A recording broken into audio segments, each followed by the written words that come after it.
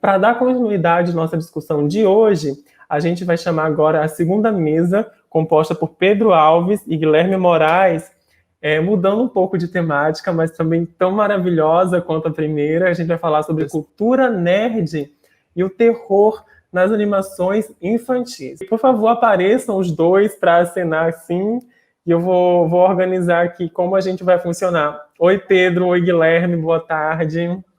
Então, Guilherme, estou passando a voz para você agora. Boa apresentação. Vamos lá. Bom, boa tarde. Meu nome é Guilherme, né, já foi apresentado. Eu me formei ano passado em produção cultural pela UF. Entrei também no Animamídia desde o início. O que eu vou apresentar hoje, né, junto com o Pedro, é o princípio, na verdade, de uma pesquisa que a gente começou a fazer. O Pedro já tem a pesquisa dele, eu comecei a entrar nesse campo agora. Era um dos temas que eu pretendia pesquisar no meu trabalho de conclusão de produção cultural e acabei optando por outro que está mais ou menos no mesmo caminho. Então, meu trabalho de conclusão foi sobre identidade nerd e crítica de cinema. Eu analisei o Omelete como um veículo produtor de críticas e como ele reforça, como ele sustenta esse discurso sobre identidade e cultura nerd. E eu vou trazer aqui, vou tentar compartilhar o meu PowerPoint. Tá. Tô aprendendo aqui a mexer nisso. Vamos lá. Achei. Então, vou compartilhar. Espero que todo mundo esteja assistindo, vendo o mesmo que eu estou vendo. Então tá, bom. Eu escolhi começar a falar desse assunto a partir do Scooby-Doo, e de um fenômeno que tem acontecido, tem sido recorrente na internet, né, nas discussões de rede social. Então, bom, nos últimos anos a gente teve alguns desenhos, especialmente desenhos que, enfim, que são remakes, né, que são traduções de desenhos clássicos, né, desenhos antigos da década de 80, 90, no caso do Scooby-Doo é 60, mas estamos por aí. Né, e esses desenhos, no caso, os que as discussões se tornaram mais recorrentes na internet são os Jovens Titãs em Ação, né, o Thundercats, a She-Ra, e a gente tem o Scooby-Doo também, que, enfim, não é um desenho que parou de ser feito, Scooby-Doo, a gente vai chegar um pouco nisso, mas é um desenho que teve uma nova versão, né, no caso, Que Legal Scooby-Doo, em 2015. Já não é mais a versão mais atual, já tem um novo desenho, mas, enfim, estou me adiantando um pouco na discussão também. Então, qual é o impacto desses desenhos na rede social? Esses desenhos são feitos, eles são repensados para o público de hoje, para o contexto de hoje, e existe uma recepção bastante negativa desses desenhos, né? Especial para um determinado público, né, um público mais velho, um público, vamos dizer assim, adulto, né, jovens adultos, que ainda consomem ou não desenhos animados e se sentem extremamente ofendidos por essas releituras, né, desses desenhos. Então a gente tem aqui, enfim, eu coloquei essas imagens, fiz um PowerPoint bastante pautado nas imagens para a gente discutir isso e assim a gente tem essa visão de que, enfim, o Scooby-Doo é um desenho de 69 e de que desde 69 ele teve uma mesma cara, uma mesma essência, que é arruinada por um desenho que chega 50 anos depois da primeira série, né, do Scooby-Doo Cadê Você? Então, assim, nós vamos discutir um pouco disso, eu vou entrar um pouco na questão de temática nerd, né, de consumo e de público-alvo, e, enfim, a gente vai esbarrar um pouco nessa questão do terror, porque o Scooby-Doo ele é um desenho que bebe na fonte do terror, né, da investigação, do mistério, dos fantasmas, e, enfim, o Pedro vai continuar com a discussão do terror daqui a pouco. Então, assim, começando direto no Scooby-Doo, vamos lá. O Scooby-Doo ele é um desenho que a primeira série dele foi lançada em 69, né, pela Hanna-Barbera, que era a grande potência de animações da época para televisão. Né? A Hanna-Barbera é responsável também por marcas como Flintstones, Jetsons, o Manda-Chuva, enfim, muitos desenhos que foram muito assistidos na época em que lançaram na televisão, no Brasil também, quando eles foram lançados no Brasil, e são desenhos que continuaram passando no Cartoon Network, né, quando eu era criança, por exemplo. Então, eu acho que teve várias gerações que tiveram em contato com os desenhos clássicos da Hanna-Barbera. E, assim, Scooby-Doo é um desenho que tem em torno de 15 séries televisivas, não são 15 temporadas, a gente já vai entrar um pouco no que está de diferente disso, mas são 15 séries que, enfim, foram lançadas em 69 até os dias de hoje. Até hoje temos desenhos de Scooby-Doo sendo lançados, temos filmes de Scooby-Doo sendo lançados, né? Então a primeira série é essa, o Scooby-Doo Cadê Você?, que assumia esse formato episódico, né? Enfim, eu acho que eu não preciso muito entrar na sinopse de Scooby-Doo, é um desenho que muita gente conhece, mas caso você seja uma das duas pessoas que não conhece, vamos lá. Scooby-Doo é um desenho que ele acompanha a história desses 4 adolescentes e o cachorro falante deles, e que eles vão atrás de fantasmas, né, de casos misteriosos, em que na série clássica de Scooby-Doo, né, vou evitar o termo original, mas a primeira, nós temos a grande mensagem de que esses monstros são seres humanos, né? São pessoas que estão atrás de dinheiro, de tesouro, de dar golpes em outras pessoas, enfim. E, enfim, essa primeira série de Scooby-Doo, ela tem 2 temporadas, né? Ela vai até 1970. E logo depois, já em 71, 72, a gente já tem uma nova série de Scooby-Doo chamada Os Novos Filmes de Scooby-Doo.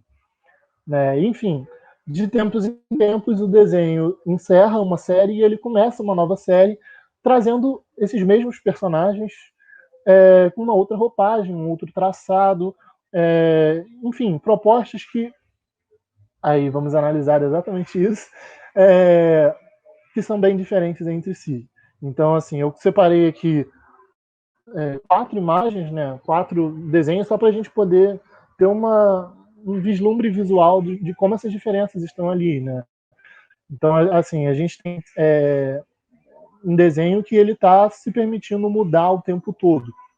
Então, assim, essa descrição que eu dei, essa sinopse para a primeira série de Scooby-Doo, ela varia extremamente de uma série para outra.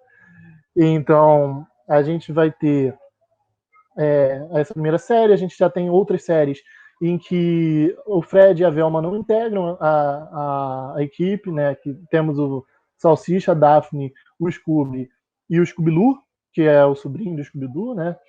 Então a gente vê que de uma série para outra eles estão dispostos a mudar a formação da equipe, eles estão dispostos a mudar o traçado, né? A gente já vê aqui no Scooby-Doo e o Salsicha atrás das pistas, né, que é essa segunda imagem de cima, que, enfim, tem um traçado bem forte, né, nos personagens. A gente já vê o Scooby-Doo Mistério S.A., que tem esses olhinhos menores, a roupa dos personagens muda, o Fred vira e mexe, ele ganha e ele perde o lencinho que ele tem em torno do pescoço. Em questão de tom, são séries muito diferentes também, algumas são mais aterrorizantes, outras são mais cômicas, mais adultas e mais infantis, né? Scooby-Doo Mistério S.A. é uma série bem diferente, porque ela também abandona parte desse elemento episódico. Então ela é uma série que existem as histórias de cada episódio e existe uma história que se desdobra ao longo da série, né? Ao longo da temporada. E a gente já tem outras questões, a gente já tem um conteúdo sexual um pouquinho mais... Enfim, quando eu falo conteúdo sexual, eu estou falando de relacionamentos afetivos também, de questões de relacionamento, não é sexo explícito, afinal ainda é um desenho que se pretende a crianças, né? E, enfim, a gente tem várias mudanças de uma série para outra. Eu separei duas séries que eu acho que são séries bem diferentes, que quando a gente para olhar elas, a gente se choca com como elas são diferentes do que existe no imaginário popular sobre Scooby-Doo. E, bom, vamos a elas. A primeira série que eu separei é uma série dos anos 80, chamada Os 13 Fantasmas de Scooby-Doo, em que, bom, de cara a gente já tem a imagem, a gente tem uma formação diferente, né? O Fred e a Velma não fazem parte dessa série, dessa temporada. É uma série que só teve 13 episódios, é uma das mais curtas, realmente, do desenho, né? E, enfim, junto com o Salsicha e o Scooby e o Scooby-Doo, a gente tem a Daphne com um visual completamente diferente. E a gente tem esses outros dois personagens, que é o Flim Flam, que é essa criança aí, e o Vincent Van Doido, que é um mago, um bruxo. E, enfim, o que essa série já tem de mais diferente, além do visual, né? O próprio Salsicha já está usando uma camisa vermelha, não é uma camisa verde, como ele também muda de vez em quando. Mas a gente tem a temática sobrenatural assim de cabeça, né? Eles estão perseguindo fantasmas que eles abrem uma. No primeiro episódio, Salsicha e Scooby abrem uma arca da qual escapam 13 fantasmas de verdade e eles vão atrás desses fantasmas para capturá-los e restaurar o equilíbrio ao universo, né? Então, assim, já de cara a gente está assumindo um elemento sobrenatural aí, um elemento que em grande parte esteve ausente dos desenhos de Scooby-Doo, né? A gente tem alguns filmes de Scooby-Doo e, no geral, a série gira muito em torno disso, entre um realismo, vamos dizer assim, e uma fantasia, né? Em vários momentos eles vão abraçar o sobrenatural, assim, de braços abertos. Esse é um caso desses. E em questão de traçado, ele também tem pares ali, né? Com Caverna do Dragão e o He-Man, porque, enfim, tem o uso de cores, tem essa temática de fantasia, um pouco de RPG, né, que já está imersa assim, nesse desenho.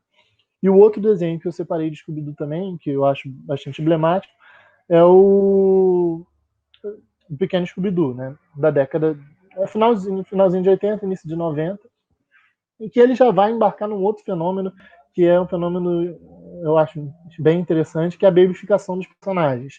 Né? A gente tem outro desenho da Hanna-Barbera no mesmo período que recebe essa versão baby, né, versão infantil, que é o Flintstones, né, o Flintstones Kids, em que você já tem uma outra mentalidade de colocar crianças no protagonismo das histórias. Então, ao invés de você colocar os adolescentes atrás dos mistérios, você coloca as crianças. Ao invés de você colocar Flintstones, né, que é um desenho bem encarado como um desenho adulto, né, temáticas adultas, você já tem uma pegada mais infantil para os personagens. E a gente tem o próprio Tiny Toons, né, que é um pouquinho depois do Pequeno Scooby-Doo, mas mais ou menos na mesma época. Os Looney Tunes vão receber uma outra versão infantil, depois, no início dos anos 2000, que é os Baby Looney Tunes. Mas eu separei o Tiny Toons aqui porque, enfim, em questão de contexto, ele se aproxima mais, até pelo traçado, pelo uso de cores, a gente consegue ver essa proximidade. E esse é um desenho de Scooby-Doo que ele segue a premissa do Scooby-Doo Cadê Você, né, com a questão de seguir mistérios, dos mistérios dos monstros serem pessoas, mas ele é um desenho extremamente dado à comédia. Inclusive, comédia, como é que se diz? De metalinguagem. Você tem um personagem chamado Red Herring, em português virou Ruivo Herring, em que ele é um personagem que ele é sempre acusado de ser um monstro, né? Bem seguindo a ideia do Arenque Vermelho, né? Que seria esse artifício narrativo para despistar o público, né? Uma pista falsa. E que, enfim, em todo episódio o Fred acusava o Ruivo Herring de ser um monstro. Na maioria das vezes ele não foi, ele foi uma vez só. Então, assim, é um desenho bastante cômico. E aí a gente volta para a nossa discussão inicial, né? A gente tem esse público nerd que vai trazer essa discussão, esse